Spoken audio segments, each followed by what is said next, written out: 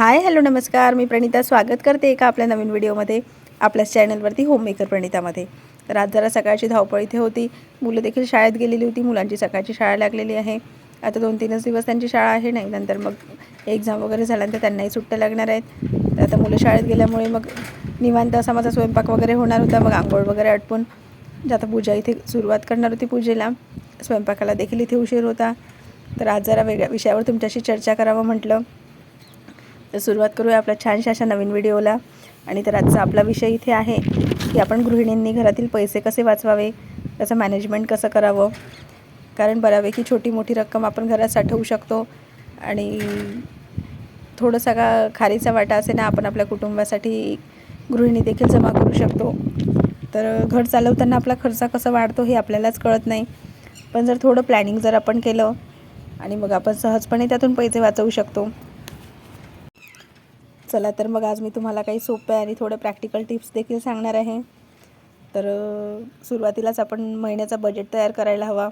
आणि यात सगळ्यात महत्त्वाची गोष्ट म्हणजे बजेट हा महिन्याच्या एकदम सुरुवातीलाच ठरवायला पाहिजे. कारण किती पैसे घर खर्चासाठी आपल्याला लागणार आहे, किती भाजीपाल्यासाठी आपल्याला पैसे लागणार आहेत, किती बिल्स वगैरे येतात, किती दुधासाठी, यातूनच काही रक्कम आपण बचतीसाठी देखील ठेवायला पाहिजे. यासाठीच एखादी छोटी वही वगैरे आपण करू शकतो किंवा आपल्या मोबाईलच्या नोट्सवर देखील या गोष्टी आपण लिहून ठेवू शकतो. आणि आपल्याला जो छोटा मोठा रोजचा खर्च आहे, डेली असा लागणारा, तो देखील आपण त्या बुकमध्ये लिहून ठेवायचा. त्यामुळेच आपल्याला कळेल की आपल्याला पैसे आपले कुठे जास्त जात आहे, कुठे आपण जास्त इन्व्हेस्ट करत आहे. आता यातलाच दुसरा महत्त्वाचा पॉईंट म्हणजे आपण अनावश्यक जी खरेदी आहे ती टाळायला पाहिजे. आता आपल्या गृहिणींना अनेकदा ऑफर पाहून जास्त वस्तू घेतो, परंतु त्या वस्तूची आपल्याला पाहिजे तशी आवश्यकता देखील नसते. जसं की आपण ग्रोसरी वगैरे आणायला डीमार्टमध्ये जातो, तेथे नवनवीन ऑफर आपण बघतो आणि तिथल्या काही वस्तू ज्या आहे आपल्याला आकर्षित करतात आणि तो आपण गृहिणी हा मोह बिलकुलच आवरू शकत नाही आणि अनावश्यक वस्तू मग आपण तिथून घेऊन येतो. ज्यावेळेस आपल्याला आवश्यकता आहे तेव्हा आपण ऑफरचा फायदा नक्कीच घ्यायला पाहिजे.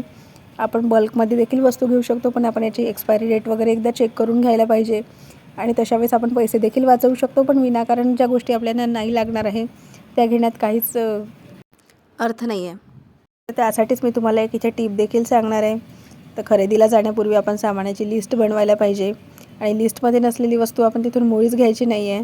यामुळे आपला जो खर्च आहे तो 30 ते 40% नक्कीच कमी होऊ शकतो. आणि खरेदीला जाताना आपण ही गोष्ट मनाशीच ठरवून घ्यायची की माझ्या लिस्टमध्ये जी वस्तू नाही आहे ती मी मुळातच घेणार नाही आणि हा मोह मी नक्कीच आवरेल. कारण आपल्या गृहिणींना सवय असते अशा बऱ्याचशा गोष्टी आपल्याला आकर्षित करतात. ऑफर म्हटलं की छान छान गोष्टी आपल्याला तिथे दिसतात, त्यामुळे आपलं मोह खरंच आपण आवरत नाही आणि नको त्या वस्तू घेऊन येतो. विनाकारण आपण त्यामध्ये पैसे इन्व्हेस्ट करतो.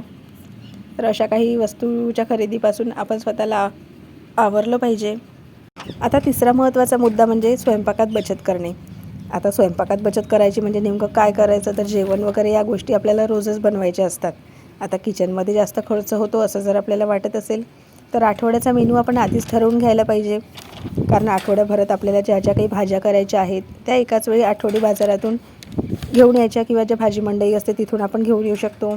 म्हणजे त्या थोड्या स्वस्तात देखील आपल्याला पडतात आणि त्यामुळे तिथे देखील आपली पैशाची बचत होऊ शकते.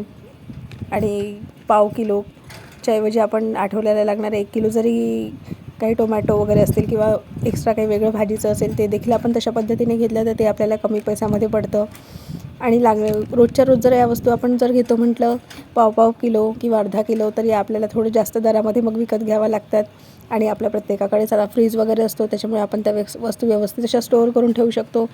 छान भाजीपाला वगैरे असं निवडून व्यवस्थित स्वच्छ करून ठेवला की तो आरामात आपल्याला आठवडाभर पुरतो. तर अशा पद्धतीने आपण तिथे देखील थोडीफार बचत करू शकतो.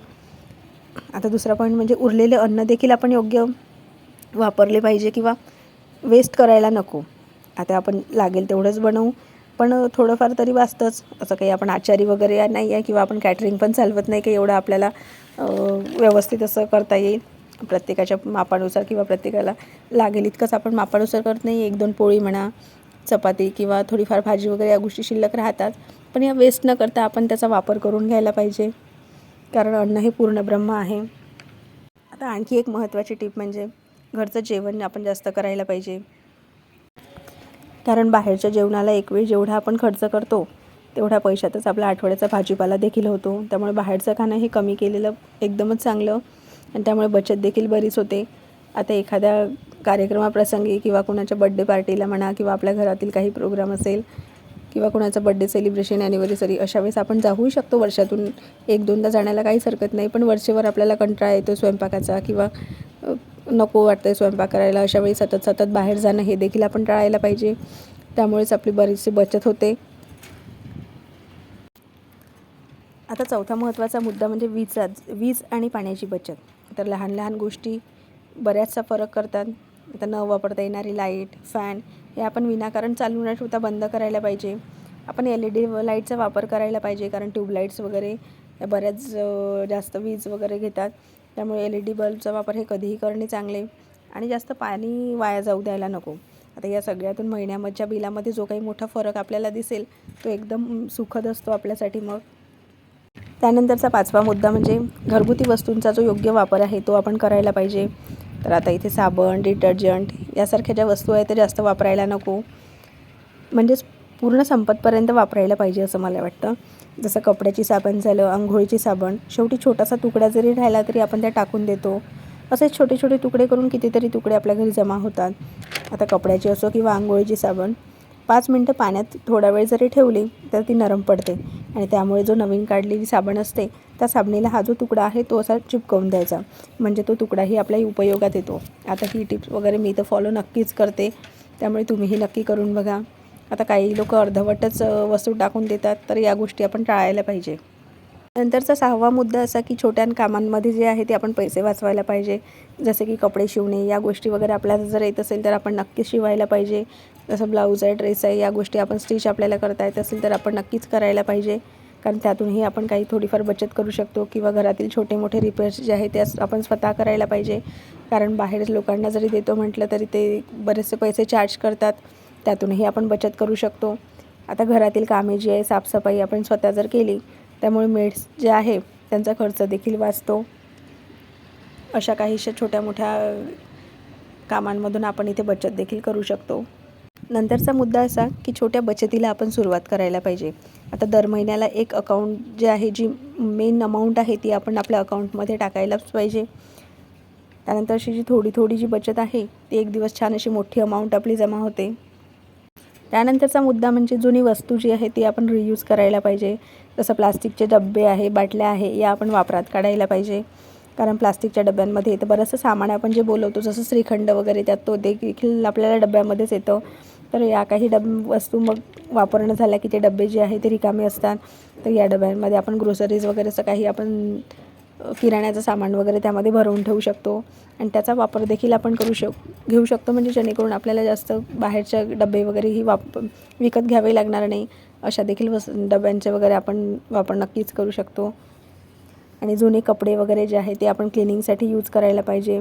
आणि सगळ्यात महत्त्वाचा मुद्दा म्हणजे जो आहे शेवटचा, तो आहे कुटुंबालासुद्धा या गोष्टी आपण शिकवायला पाहिजे, कारण बचत ही काही एकट्याची नाही आहे, संपूर्ण कुटुंबाची ही एक सवय असली पाहिजे. आता मुलांना देखील पैशांची किंमत आपण शिकवायला पाहिजे, कारण सगळ्यांनी मिळून खर्च जर आपण नियंत्रणात आणला तर छोट्या मुलांनी देखील कोणत्या वस्तूंसाठी आपल्याकडे हट्ट जर केला असेल तर ती त्याला लगेच देऊ नका, काही कालावधी जाऊ द्या, जेणेकरून मुलांनाही पैशाची किंमत आहे ती कळेल. तर मैत्रिणींनो, पैसे वाचवणं काही कठीण नाही आहे, पण थोडं शिस्त आणि प्लॅनिंग लागतं. तर आजपासून हे छोटे छोटे बदल करा आणि बघा कसा फरक पडतो तुमच्या सेविंगमध्ये. आजची ही छोटीशी बचत आहे ती उद्या मोठा आपलं सेविंग आपल्यासाठी ठरणार आहे. तर तुम्हाला हा आजचा व्हिडिओ कसा वाटला? आवडला असेल तर लाईक करा, शेअर करा. आशा करते की तुम्हाला हा व्हिडिओ नक्कीच आवडला असेल तर खरंच लाईक करा, शेअर करा आणि सबस्क्राईब करायला अजिबात विसरू नका. असेच छान मोटिवेशनल व्हिडिओ तुमच्यापर्यंत पोहोचवण्याचा मी नक्की प्रयत्न करेन. तोपर्यंत सगळ्यांनी काळजी घ्या. बाय.